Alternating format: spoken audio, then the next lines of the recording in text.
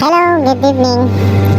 And by the way, meron po tayong video na ipapakita sa inyo. Then, ito ay isang video tutorial. Ang video na to is Capcut text rainbow tutorial. Yun.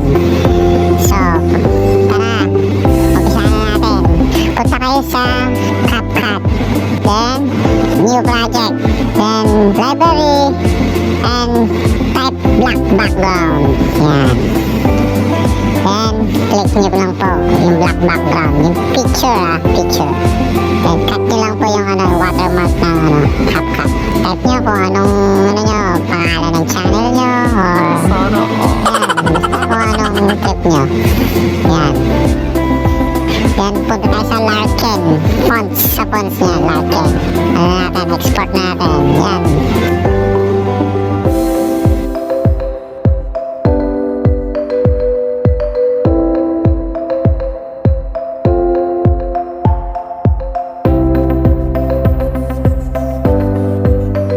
Then, new project again.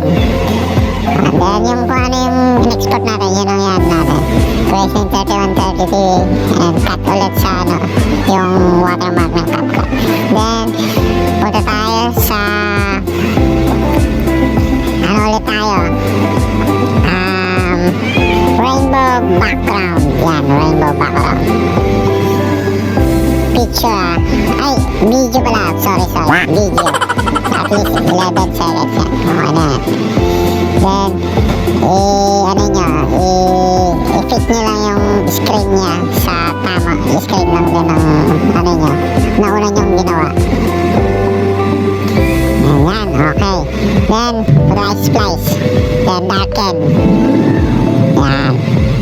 Okay, darken. Then, pupunta tayo sa effects. Video effects. Punta tayo sa may nightclub. Yan, nightclub. Nightclub, then hanapin nyo lang po yung ano ba to? Malimutan ko to na ata. Yung orange negative. Yan. Orange negative. Then, check nyo na kagad. Yan, wala nang kaligil-ligil pa. Check nyo na. Dito yan. Okay. Then, i-click nyo lang yung effects, then object, then overlay. Yan.